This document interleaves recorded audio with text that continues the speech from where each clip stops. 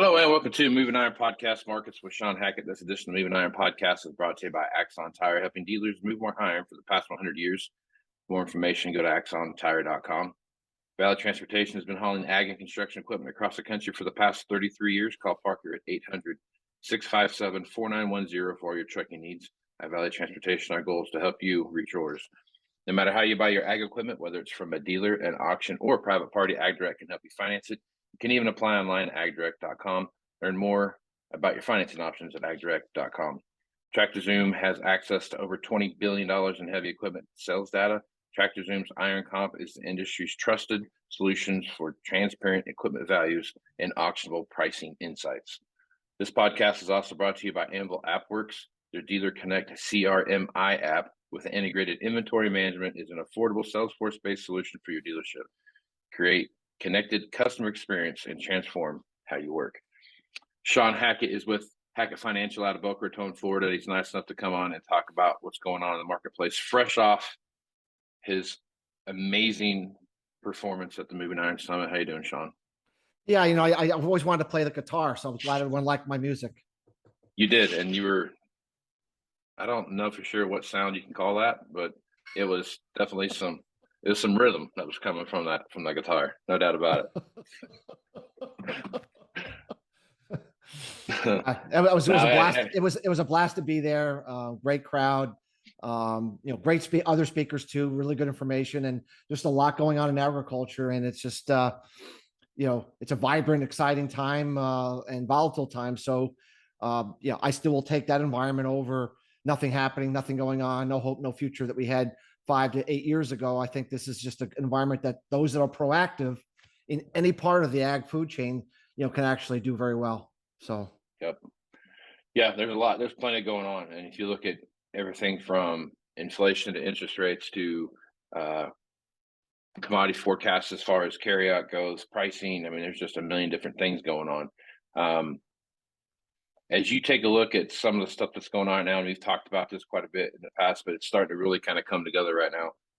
Some of these numbers that are coming in from USDA weekly condition rating reports, they're really starting to see some week over week continued fall as far as that overall condition goes. As you look at that, Shawn, I guess what are your thoughts there, and how much more worse do you think it can get?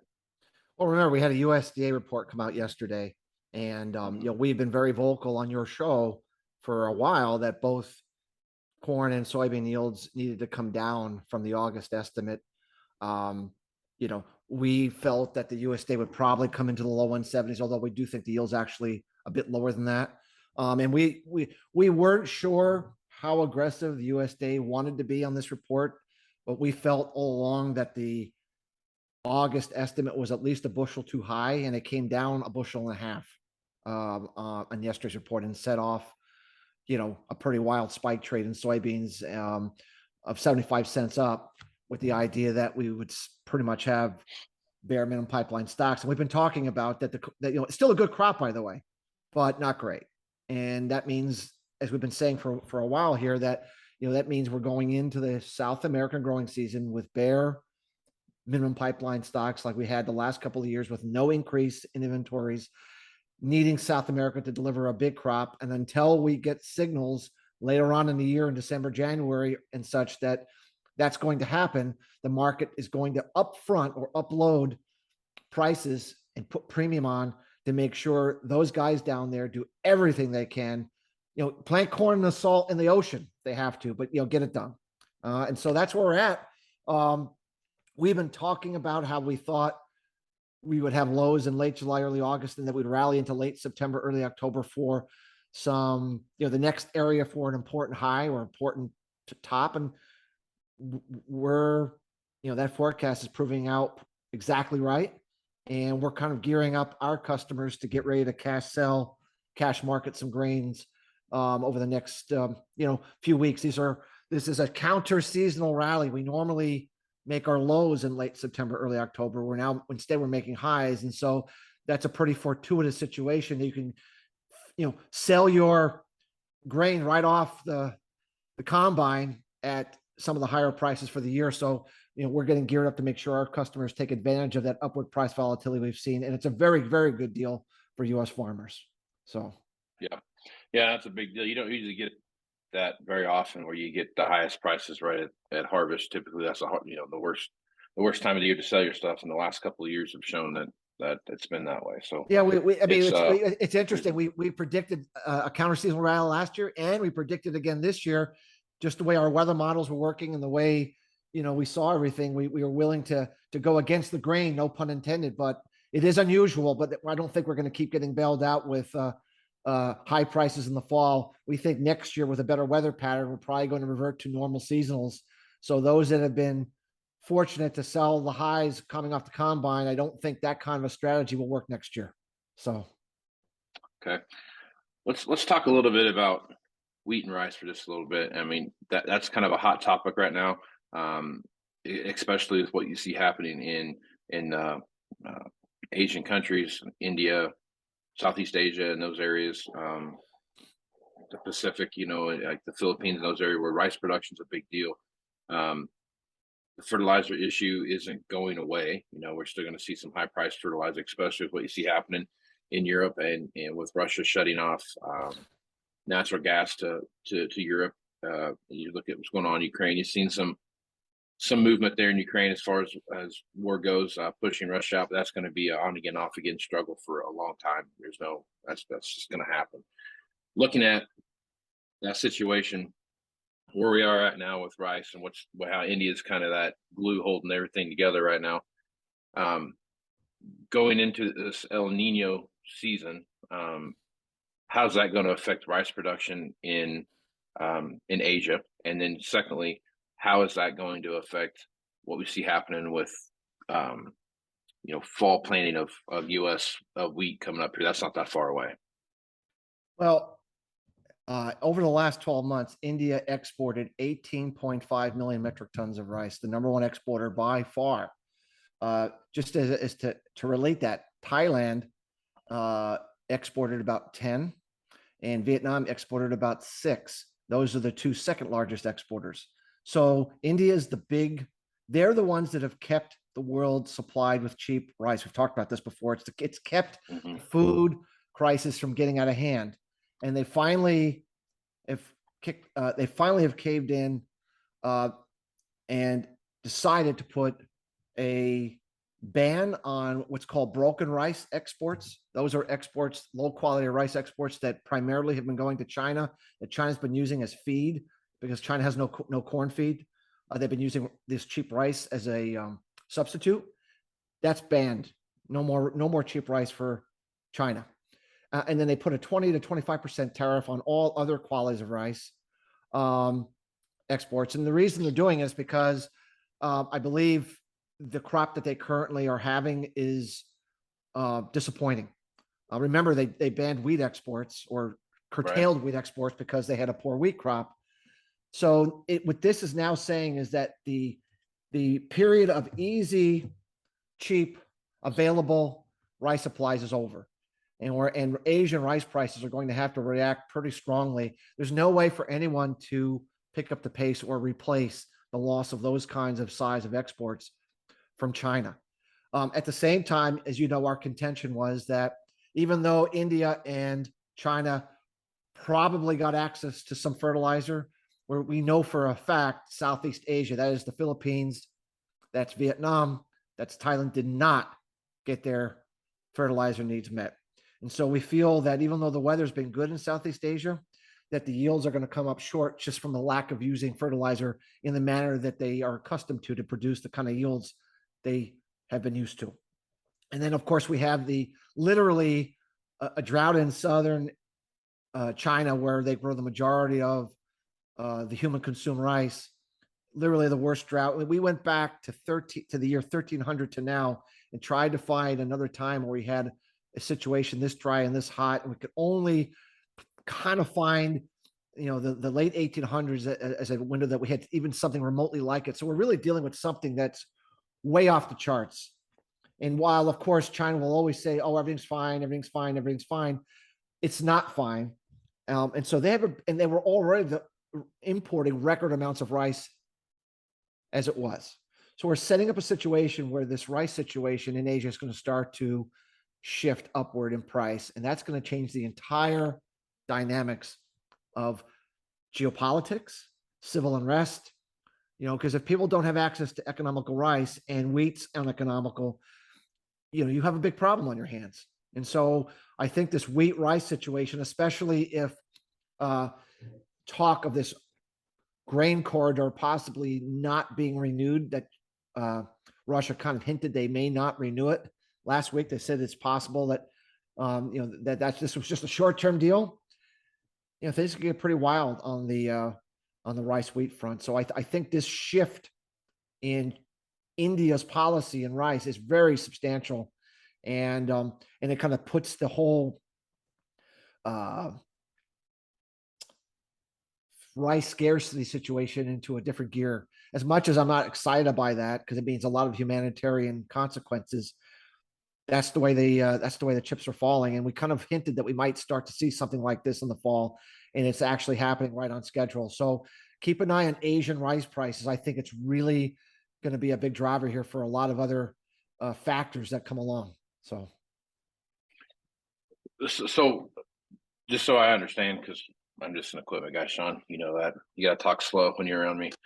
When you have when you're looking at the rice situation with that amount, I mean, you're talking, so India did 18 some million metric tons, and then Thailand and Vietnam did 16 some million metric tons between the two of them.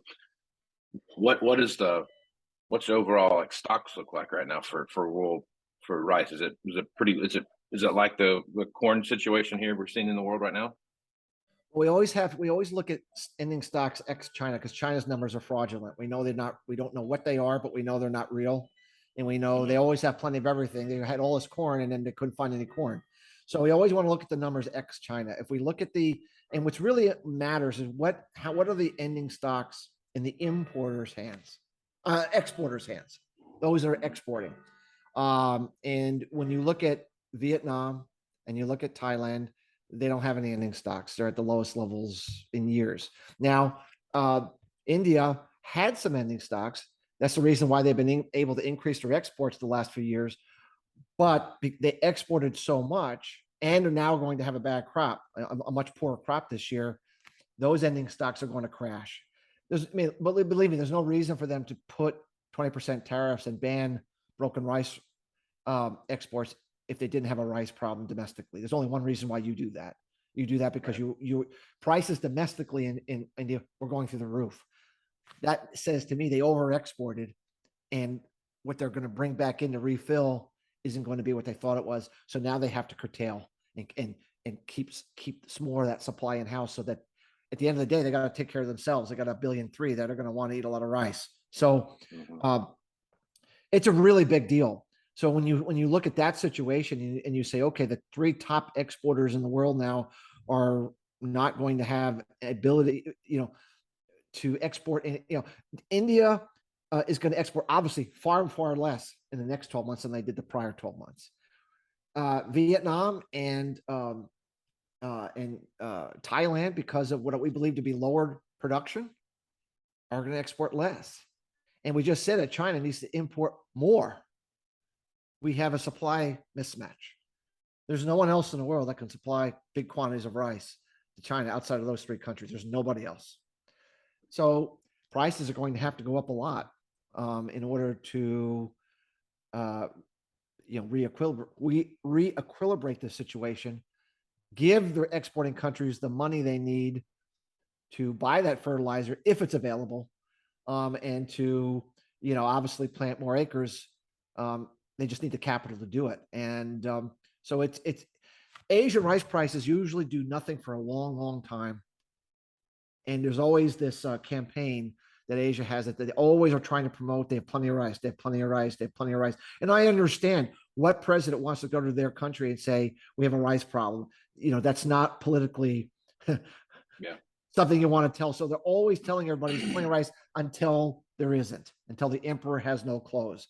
We believe we're about or entering into that point where the market will panic and realize the emperor does not have, because we actually don't have enough rice. What are we going to do? How do we get ourselves in this situation? the last time we actually had this happen was 07, 08. That was the last time that we had a panic in Asian rice. It's been a sleepy market ever since. If you look at Thailand rice prices, which is the benchmark for Asian rice prices, they've been surging in the last week, like significantly surging. That's a sign that I think we're in the early stages of an Asian rice price panic, and it's very, very hard to put that genie back in the bottle. And remember, we're heading into an El Nino in 2023 crop cycle. El Nino is hot and dry for India and Southeast Asia. I mean, they're not going to have good weather next crop cycle. So even if they have better economics, even if they get access to better fertilizer, assuming they do, the weather's not going to cooperate. So I don't think this is going to get resolved quickly. And the Casey, the geopolitical consequences of Asian countries having a problem with rice is not good. Dynasties in China have fallen repeatedly during times when food shortages, aka rice shortages, developed, and it's just not a good situation for Asia. And so that is going to create a lot of additional geopolitical and regional conflict that I can see. And the fortunate news, at least from a wheat perspective, is an El Nino tends to be much more favorable to wheat production in the next crop cycle. So we could have a really nasty pinch in both wheat and rice for the next, let's say, 6 months. But we should have very good wheat crops starting, in that late spring, summer. We should get some big increases in wheat supplies. That will help provide a conduit, an escape valve for, those that get their hands on some cheaper wheat and at least offset. I don't see anything that can be done to improve the rice situation.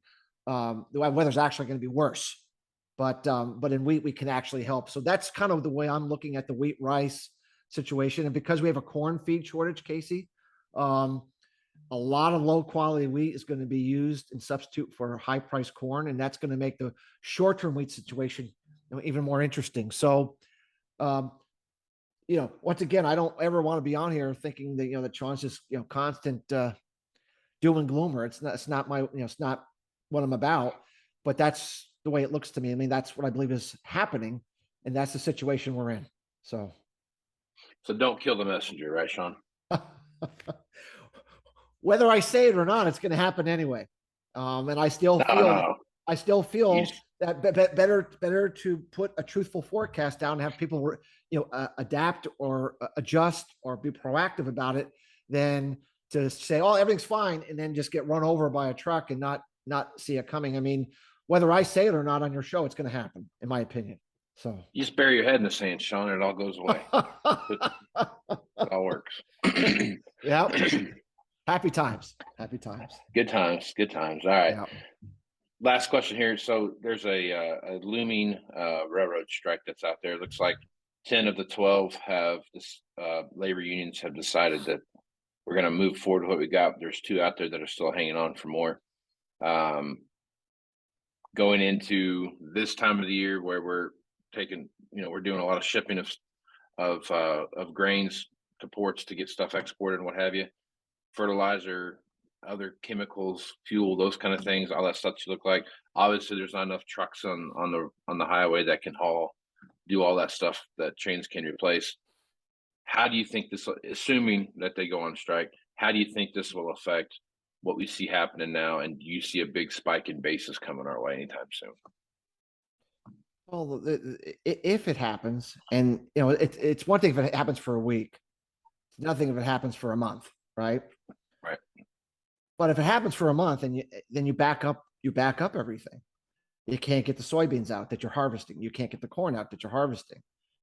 That's bearish prices. I mean, you can't get it out. It's being backed up. You're clogging the chain. At the same time, people who are expecting deliveries of that cash grain, like dairy producers, sure, aren't getting it. So it's extremely bullish for those markets because if you don't get corn feed when you're supposed to, and you don't have corn feed to feed your dairy herd that's supposed to be milking cows, what do you do? Well, feed less. I don't, I mean, what happens is your milk production goes down because you're having to skimp and crawl, and if it goes on for long enough, so it creates quite a bifurcated situation. Think of, look at what's happened with natural gas yesterday. Prices spiked because of the idea that coal deliveries are going to potentially not be there, and if you don't have coal deliveries, then what do? You're going to produce more energy from natural gas instead of from coal. Well, that's bullish for natural gas. That's bearish for coal prices, right? I mean, it's a lot of this, Casey. But for grain markets, it would be bearish because it would back up the system. The longer it gets backed up, the harder it's going to be to, unclog it.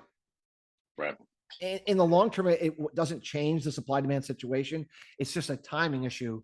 But it would be a short term negative if it lasted long enough. Remember, harvest isn't really cranking yet. Harvest is going to really start to crank here, later this month into October. If a strike were to persist into the end of October, where all this grain now really needs to move, you could be looking at a really short-term bearish situation. I can't imagine it's going to get to that, Casey, with 10 of the 12 agreeing. And of course, one of the two that aren't agreeing are the engineers that have to be there. Meaning, if the engineers don't agree, nothing can move, even if everyone else wants to work. So, Sure. but I can't imagine that this would last very long. Usually, what they do is, I think the strike date is midnight on Friday. It'll be 12:01, and they'll have a miraculous agreement. Congress will say they brokered a deal. They always wait till until Cinderella, turns into a pumpkin. So I have to believe it's going to get resolved. In this crazy world, you can never be sure of anything, but I'm not anticipating, that this is going to be a lengthy strike, but I could be wrong. Never know about these things. They could go any way, a multitude of ways. So, but more to say that is a risk to the downside in grains that, one should be mindful of, and that when we have some pretty good prices here, that may have a little further to go, this might be a good time to bring some money home on the farm, make some cash sales, just in case the unthinkable happens and we have a 30 or 60 day strike and the grain prices get hit because we can't move. This might be a time to just protect against that outlier risk factor in the market. Yeah, for sure. All right, Shawn, good stuff as usual. Folks want to reach out to you and get more information about what it is you're doing at Hackett Financial. What's the best way to do that? Our website is Hackett, HACKETT, advisors.com. Lots of information on there about our weather work, capital flows work, and fundamental work to see if what we do might be of value to your listeners. Right on.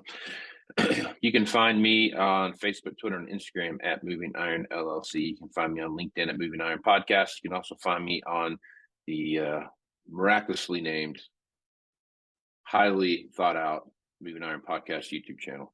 So check that out, and you can find all the information there. Find the video version of this podcast as well as every other podcast that's out there as well. Moving Iron Summit. Want to say thanks to everybody that was part of that. All the great sponsors that we had this year.